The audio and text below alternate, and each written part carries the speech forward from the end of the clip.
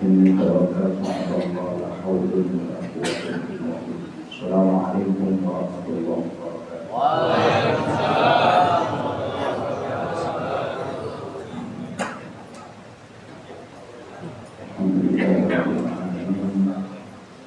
والصلاة والسلام على الأنبياء والمرسلين وعلى آله وصحبه أجمعين. أما بعد فإن أصدق الحديث كتاب الله وخير الهدي هدي سيدنا محمد صلى الله عليه وسلم وشر الأمور محدثاتها وكل محدثة بدعة وكل بدعة ضلالة وكل ضلالة في النار. قال شيخ المؤلف رحمه الله تعالى ونفع وأجابنا به وببركة نوره وبسنة المتسلين إلى إمام المؤلف وبكل الدارين آمين. رب اشرح لي صدري ويسر لي أمري واحلل عقدة من لساني يفقهوا المكرم para asatidz, para kiai, para jemaah, para sesepuh, juga aparat pemerintah, eksekutif militer, wabil khusus yang sama-sama kita hormati dan muliakan ketua kuliah subuh kita, Ibu Bapak Ustaz Haji Abdul Munir MPD,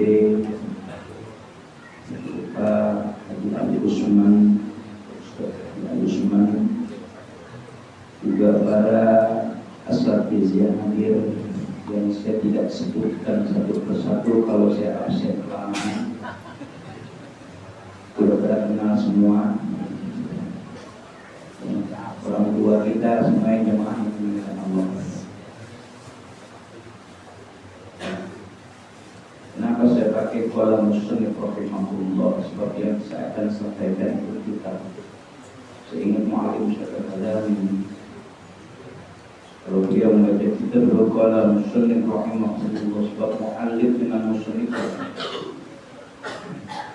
mu'alif itu meletak dasar, sementara musannif itu mengambil, dia mengangkat dari mu'alif, menukilkan dari mu'alif, namanya musannif. Kalau yang ngarang langsung itu mu'alif. Qala musannif rahimahullah, kenapa belum tadi berbicara masalah anak yatim. Ada juga doa kita biar dijabah. Pengen suatu wasilah. Di dalam kitab Hayatul Qur'an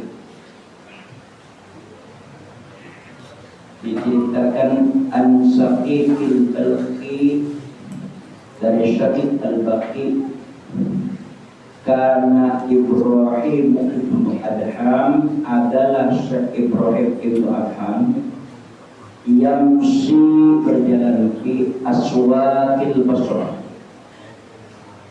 di pasar-pasar kota Basrah. Fajtama'un nas ilaihi, berkumpul manusia menghubunginya.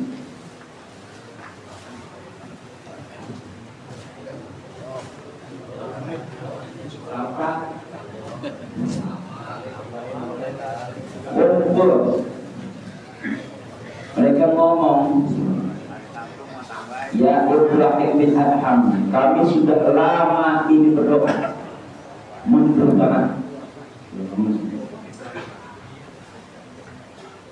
Sedangkan Allah berfirman, ud'uuni astajib lakum. Yang kita sering kata Allah, mintalah kepadaku, berdoalah kepadaku, niscaya aku akan kabulkan ijabah daripada doa. Kami sudah berdoa lama, fala yusna, kaget ijabah. Mendengar itu Ibrahim bin Adham menyatakan, ya ahlal Basrati, wahai penduduk Basrah, ma tadkhulukum fi asrar asya, mati hati kamu dengan 10 perkara. Oh, 10 lama nih. Memang 10. Mati 10 perkara. Yang pertama,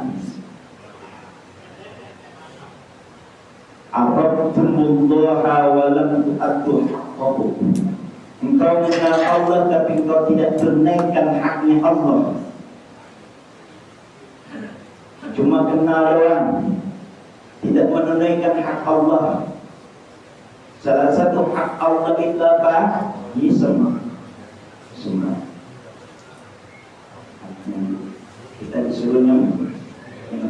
Kita disuruh mengabdi, menyembah apa kita telah. Makanya di dalam tafsir itu dijelasin tidak ada. Makanya wa iqamus shalah, dirikan oleh kamu sholat, bukan tunaikan.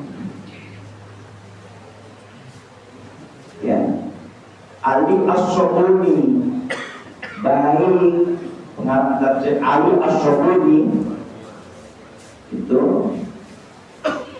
baik juga pengarang tafsir Jalalain Imam Jalaluddin Mahalli, ini menyatakan iqamus shalat ayyatu biha bihuquqiha. Engkau bisa dikatakan sholat kalau engkau menunaikan hak-hak sholat itu sendiri.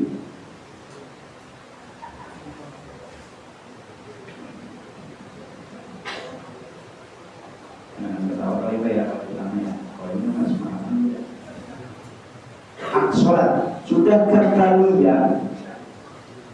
Bahkan Al-Imam Syibli, ada yang mengatakan Syibli itu Syibli anak singa, ada yang mengatakan daerah Syibli.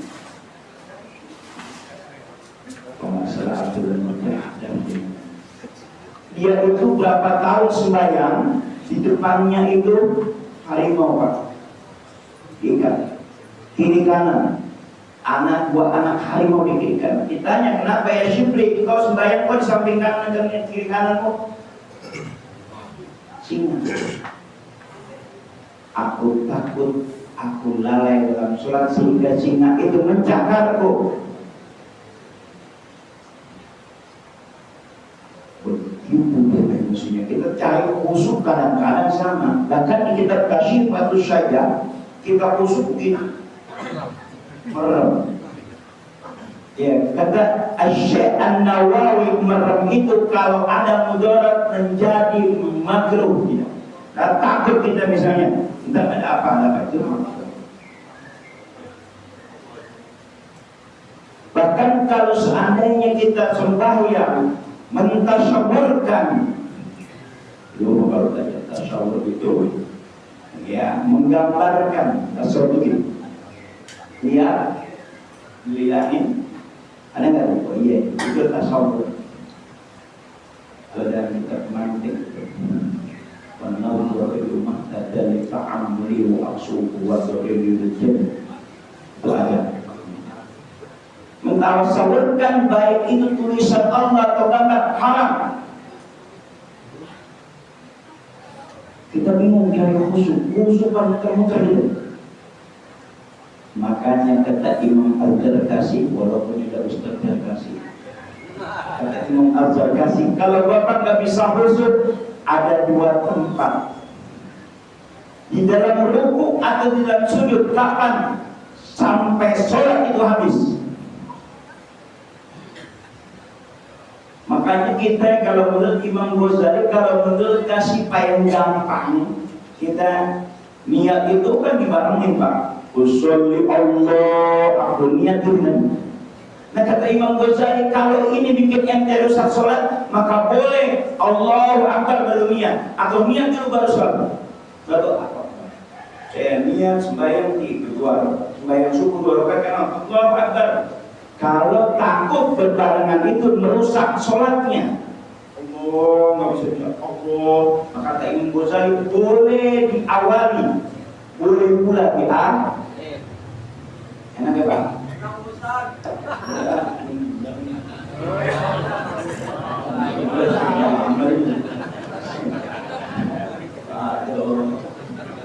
Ya, sampai sekarang juga bingung Pak, kita nggak usah jauh-jauh. Kalau selama jamaah aja, puyeng kita. Giliran pergi belajar mau udah giliran pergi. Gimana caranya? Niat semuanya. Ya Allah, padahal gampang banget Pak. Kosor gampang banget, jamaah gampang banget. Bisa kita menjamak Pak, sholat asar dengan Jumat masih bisa. Doain kali nanti Pak. Gampang banget, cuma kitanya ini enggak Pak. Banyak orang bawa fikih enggak paham sama fikih. Banyak. Enggak ngerti duhur. Ya, disebut ini nanggapan jamak takdir. Berarti jamak takdir. Oh, duhur sama asar. Berarti asar ditarik ke duhur. Duhur niat, asar niat ya Allah dah fikih di mana? Itu nanti yang berani dan fikih ke saya. Cukup disujud. Kalau nggak mampu, khusus nggak mampu dari pertama, yang kita sembahyang ini akan tahu ya Pak ya. Dari kunci, kagak bisa disuruh di saat ruku ingat Allah. Subhanallah Rabbil Azim. Ingat walaupun sekali kata Imam Zarkashi dia khusyuk. Tidak bisa juga di ruku, di sujud terakhir udah terakhir kagak bisa juga ingat Allah dia khusyuk. Jangan takut sebenarnya aja gua khusyuk sebenarnya. Jangan Pak. Kan gampang Pak kalau dalam hidup afiat itu. Gampang. Yang jauh jadi dekat, yang susah jadi gampang. Kalau kata Imam Malik itu kan, ya kan, yang gampang. Ukur itu sopan dan Imam Ghazali untuk suatu kita hukum tadi. Dan kita Al-Fiyah Ibn Malik. Yang jauh jadi dekat, yang susah jadi gampang. Bilahir pertama itu karena sejauhnya dua. Yang kedua, ada aitum hubba Rasulillah wa taraktum sunnah. Kata sebenarnya engkau ngaku cinta Rasul, cinta Nabi Muhammad, tapi engkau meninggalkan sunnahnya.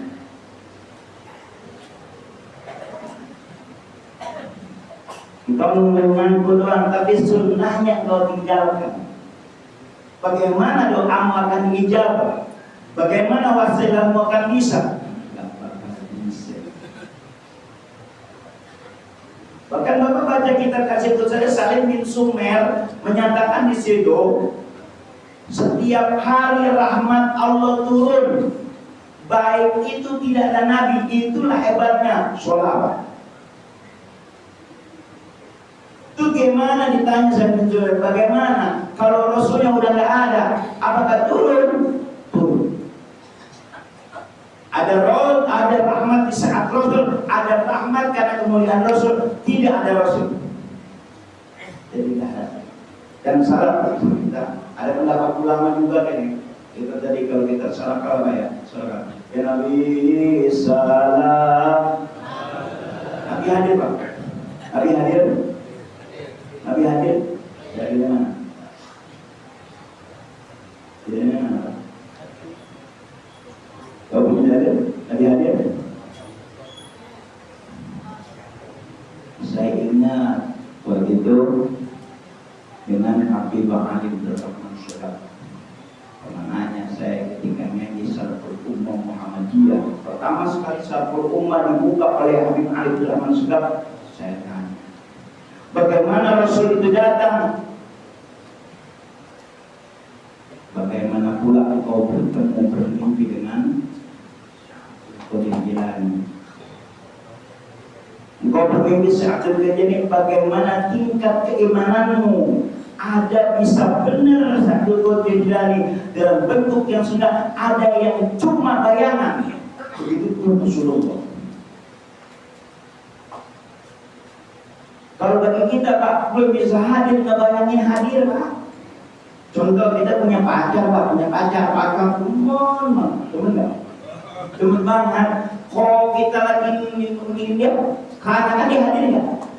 Itulah kita kepada Rasulullah iman belum sampai begitu. Kecuali Imam Bukhari beda. Bila nggak satu murid ma'rufin bil karhi. Imam Bukhari itu memang sakit. 3 bulan nggak kuat, nggak jalan. Kemudian didatangin Rasul, bikinlah dia syair, disuruh bacakan kepada Rasulullah. Senang sekali Rasulullah. Syairnya yang terkenal dengan ya makanya di pondok dia baca amin tadan muridin roni bidi salami. Wallahu a'lam bishawab. Assalamualaikum warahmatullahi wabarakatuh.